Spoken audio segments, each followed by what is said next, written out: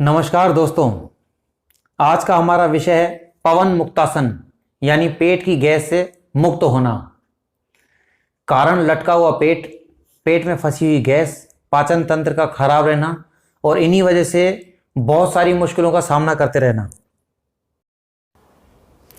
पवन मुक्तासन एक इतनी सरल और आसान क्रिया है जो कोई भी व्यक्ति कर सकता है।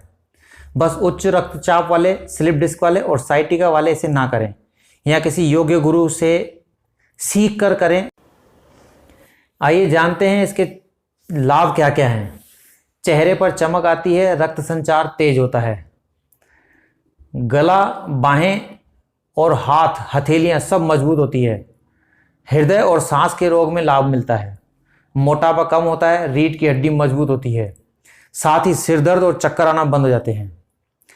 अगर आप इसे नियमित रूप से लंबे समय तक करते हैं तो अपान वायु से मुक्ति मिलती है। गठिया रोग और कमर दर्द भी ठीक होने लगता है। कब्ज दूर होती है। भोजन में जो अरुचि होती है उसका लाभ मिलने लगता है। शरीर फुर्तीला बनता है। देखिए दोस्तों, आज हर व्यक्ति को कुछ न कुछ परेशानी है, इसलिए इन योगों को करके आप तुरंत रोग से मुक्त हो सकते हैं। इसे करने का सबसे आसान और सरल तरीका है पीठ के बल लंबवत लेट जाएं। सबसे पहले सांस लेते हुए अपने दायां पैर ऊपर उठाएं और अपने पेट की ओर खींचते हुए ले जाएं। सांस छोड़ते हुए सिर को ऊपर उठाकर थोड़ी घुटने से लगाने की कोशिश करें। अगर आप पारंगत हैं तो अपना कान भी घुटने तक लगा सकते हैं। देखिए सामने जैसा वीडियो में दिखाया जा रहा है। परंतु ये क्रिया आप तभी करें जब आप पूरी तरह से परफेक्ट हो जाएं, सही ढंग से करने लगें। सांस लेते हुए शरीर को नीचे छोड़ें, पैर को वापस अपनी जगह ले आएं। अब अपना बायां पैर सांस लेते हुए उठाएं, उसे पेट की ओर धकेलते हुए ले जाएं। सांस छोड़ते हुए सिर को ऊपर उठाकर नाक को घुटने से लगाएं और फिर बाद में अपना कान भी लगा सकते हैं अगर आप परफेक्ट हैं तो। कुछ देर इसी मुद्रा में रहें और पुनः वापस सिर को नीचे रखते हुए सांस लेते हुए पैर को अपनी जगह पर वापस ले जाएं। ये हुई एक पहली क्रिया दाएं और बाएं की। दूसरी क्रिया में आपको दोनों पैर एक साथ सांस लेते हुए उठाने हैं, पेट की ओर धक्का देते हुए सांस छोड़ना है, अच्छी तरह से दबा के रखना है। कुछ देर इसी प्रकार रुकें। इसके बाद सिर को उठाकर ठोड़ी को घुटनों से लगाने की कोशिश करें। जो लोग पहली बार कर रहे हो वो जल्दबाजी नहीं करें। जो परफेक्ट हों, नियमित रूप से करते हों, वही लोग ये करें।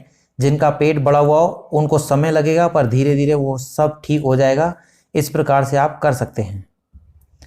इसके बाद अपने शरीर को ढीला छोड़ दीजिए और अपनी टांगों को वापस अपनी जगह पर ले जाकर सांस छोड़ते हुए नीचे ले जाइए। इसे पूर्ण पवन मुक्तासन कहते हैं।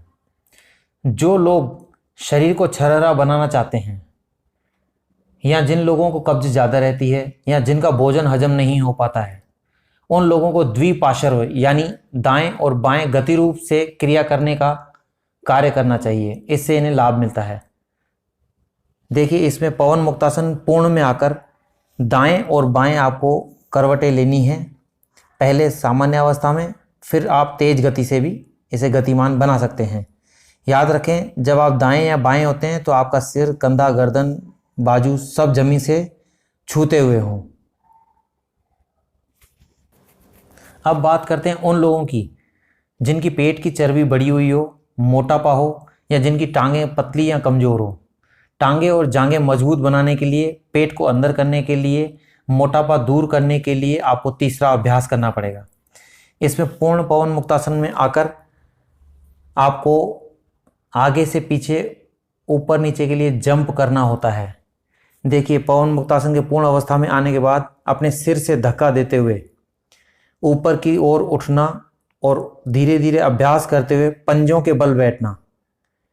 ये बहुत जटिल क्रिया है। इसे आप रोजाना के अभ्यास से सरल तरीके से कर सकते हैं। इस अभ्यास में आपको गिरने का डर रहेगा तो आपको ध्यान से और सावधानी से ही करना है। पंजों के बल खड़े रहने पर अपान वायु कम होती है और शरीर सुंदर बनता है। इसकी अगली अवस्था है आप सीधे खड़े हो जाएं, उकड़ू बैठते हुए बैठें और नीचे जमीन पर लेटते हुए पवन मुक्तासन का पूर्ण रूप इस्तेमाल करें। खड़े हो जाएं, फिर बैठें और फिर लेट के वापस उसी अवस्था में आएं। ये क्रिया आपको फुर्तीवान बनाती है, मोटापा कम करती है और शरीर के सारे रोगों को जड़ से मिटाती है। लगातार अभ्यास करने पर आप बहुत अच्छे योगी बन सकते हैं। बस मन में विश्वास रखिएगा और शरीर में ईमानदारी। क्योंकि ये सभी क्रियाएं पवन मुक्तासन समूह में आती है, अलग अलग नाम से जानी जाती है, परंतु सबका लाभ एक जैसा है। इसीलिए हमने एक ही वीडियो में चारों आसन करके दिखाए हैं, ताकि आप लगातार करके एक ही आसन से पूर्ण लाभ प्राप्त कर सकें। जय हिंद, जय भारत।